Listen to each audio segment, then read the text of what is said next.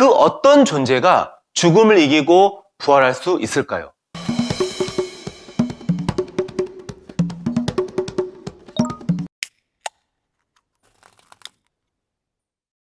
안녕하세요. 쉐마 노트입니다. 오늘은 어떻게 부활 생명을 얻을 수 있는가 라는 주제로 설명드리겠습니다. 먼저 오늘 주제 말씀을 읽어드리겠습니다. 그리스도께서 만일 다시 살아나지 못하셨으면 우리가 전파하는 것도 헛것이요 또 너희 믿음도 헛것이며, 이 말씀은 예수님께서 부활하시지 않았다면 우리가 이렇게 전도하는 것이 헛수고이고 또 예수님을 믿는다고 하는 이 신앙도 헛것이라는 것입니다. 즉, 이 부활은 기독교 신앙의 가장 핵심이라는 의미입니다. 또한 그리스도 안에서 잠자는 자도 망하였으리니, 만일 그리스도 안에서 우리가 바라는 것이 다만 이 세상의 삶뿐이면 모든 사람 가운데 우리가 더욱 불쌍한 자이리라. 만약 부활이 없다면 저와 같은 그리스도인들이 세상 모든 사람 중에서 가장 미련하고 불쌍한 사람이라는 것입니다. 기독교는 피와 순교의 역사입니다. 정말 수많은 그리스도인들이 부활하신 예수님을 전하다가 자신의 재산과 명예와 가족, 친구들을 잃었고 심지어 순교라는 죽음까지 당했는데, 만약 부활이 없다면 그 사람들은 그냥 망한 것이고 가장 미련한 사람들이고 가장 불쌍한 사람들이라는 말입니다. 단지 이 세상의 삶으로 끝이라면, 죽음으로 끝이고 죽음 이후에 천국과 지옥이 존재하지 않는다면 그리스도인들이 가장 미련한 사람들이고 가장 불쌍한 사람들이라는 것입니다. 도대체 예수 그리스도의 부활과 기독교 신앙은 무슨 관계가 있을까요? 자신의 모든 것을 다 포기하면서까지 이 부활을 전하는 것이 과연 그렇게 가치 있는 일일까요? 성경에서는 예수 그리스도의 부활의 의미에 대해 여러 측면에서 설명해주고 있지만 오늘은 특별히 그 중에서 몇 가지만 살펴보겠습니다. 첫째, 예수님의 부활은 성경이 사실임을 증거해주고 있습니다. 성경대로 그리스도께서 우리 죄를 위하여 죽으시고 장사 지낸 바 되셨다가 성경대로 사흘 만에 다시 살아나사, 예수님께서는 성경의 예언대로 죽으시고 부활하셨습니다. 이것이 바로 성경이 사실임을 증명하는 증거입니다. 예수님이 이 땅에 오시기 전에 기록된 구약 성경에서 예수님의 죽으심과 부활을 예언하고 있고, 예수님께서도 공생의 사역을 하시는 동안 계속해서 자신이 십자가에서 죽으실 것과 부활하실 것을 말씀하셨습니다. 그리고 예수님께서는 실제로 죽음을 이기시고 부활하심으로 성경이 사실임을 친히 증명해 주셨습니다. 그렇기 때문에 오늘날 많은 사람들이 성경을 단지 마음을 바로잡아주는 좋은 책 정도 또는 수천 년 전에 기록된 낡은 유물 정도로 여길지 몰라도, 구원받은 그리스도인은 이 성경에 기록된 모든 말씀들이 살아계신 하나님의 감동으로 된 것으로 믿으면서 이 성경을 증거 삼아 살아가고 있습니다. 둘째, 예수님의 부활은 그분이 바로 살아계신 하나님이심을 보여주는 것입니다. 성결의 영으로는 죽은 자들 가운데서 부활하사 능력으로 하나님의 아들로 선포되셨으니 곧 우리 주 예수 그리스도시니라. 그 어떤 존재가 죽음을 이기고 부활할 수 있을까요? 오직 삶과 죽음을 주관하시는 하나님만 이 사망을 이기시고 부활하실 수 있습니다. 예수님께서 부활하시고 하늘로 승천함을 지켜본 증인만 500여 명이라고 성경은 말씀하십니다. 이 부활을 지켜본 제자들이 자신의 목숨을 걸고 예수님의 부활을 전했고, 이전에는 예수님을 믿지 않았던 육신의 형제들도 부활을 목격한 이유로 예수님을 하나님으로 믿고 자신의 삶을 이 사실을 전하는 데 바쳤습니다. 뿐만 아니라 셀 수 없이 많은 그리스도인들이 이 부활하신 예수님을 전하기 위해 기꺼이 자신의 재산과 명예, 심지어 생명까지 내놓았습니다. 그 이유는 바로 부활의 소망을 가지고 있었기 때문입니다. 만약 죽는 것으로 끝이라면 그 누가 미쳤다고 자신의 목숨을 내놓을 수 있겠습니까?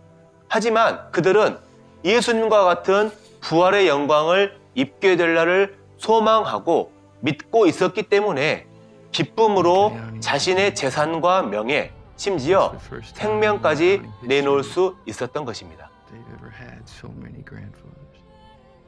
하나님께서 구약 시대에 말씀하실 때는 선지자들을 통해 여러 부분과 여러 모양으로 사람들에게 말씀하셨지만 이제는 그분의 아들을 통해서 말씀하십니다.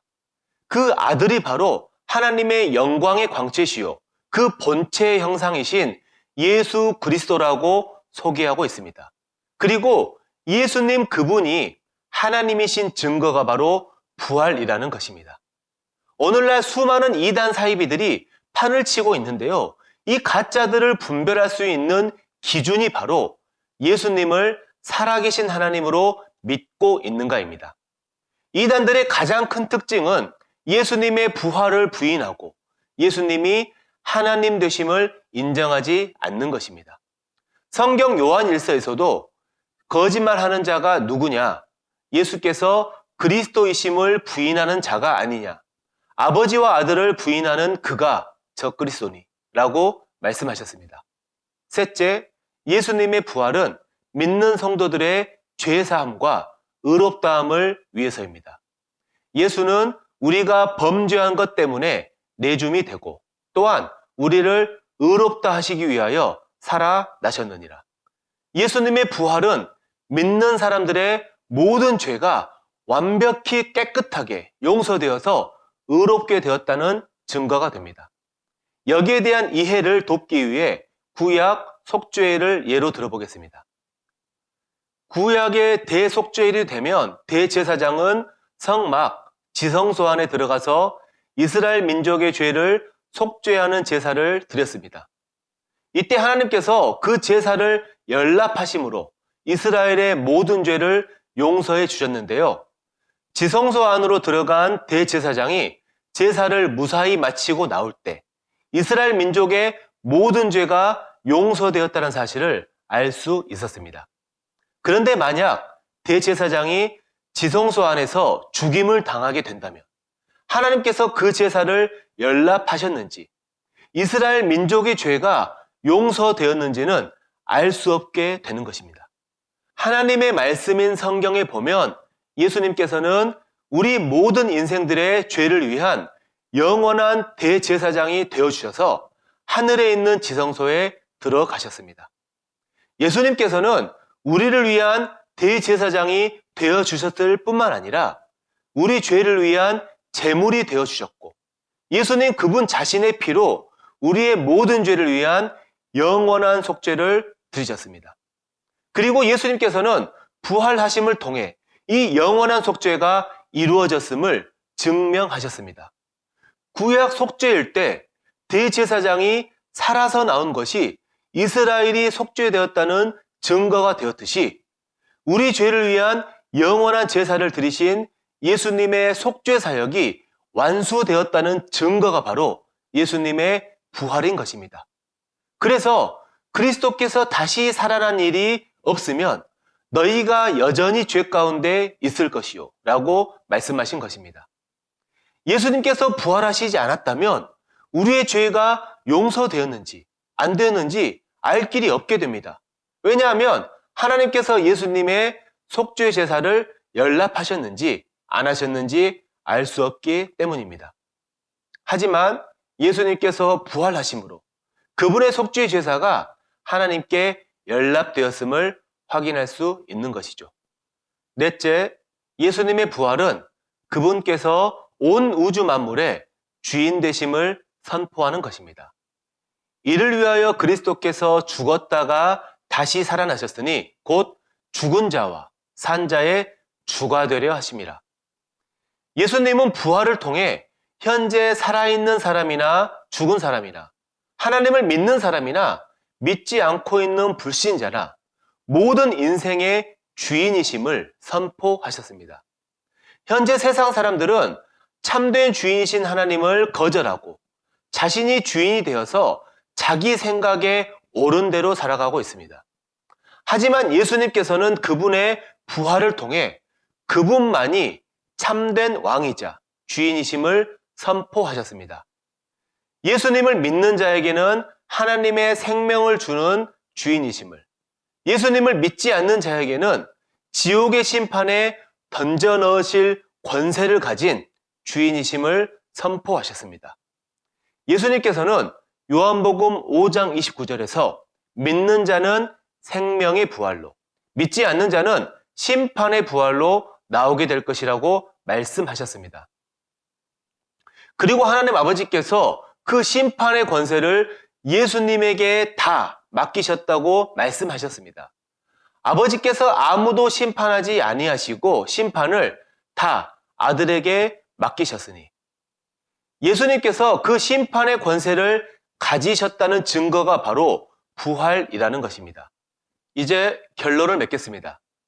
여러분은 지금까지 예수님의 부활이 어떤 의미가 있는지를 성경을 통해 들었습니다. 그런데 여러분에게 중요한 것은 이 부활하신 예수님이 여러분과 어떤 관계에 있는가입니다. 여러분에게 예수님의 부활 생명이 주어졌는가, 이것입니다. 여러분이 예수님께서 이루신 십자가의 죄 용서함과 그분의 부활하심을 믿게 될 때 성령님을 통해 예수님과 한 몸으로 연합하게 된다고 성경은 말씀하고 있습니다.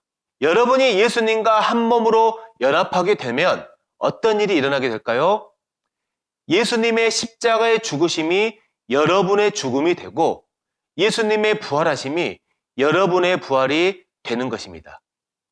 우리가 그의 죽으심과 합하여 세례를 받음으로 그와 함께 장사되었나니 이는 그리스도를 죽은 자 가운데서 살리심과 같이 우리도 또한 새 생명 가운데서 행하게 하려 함이라.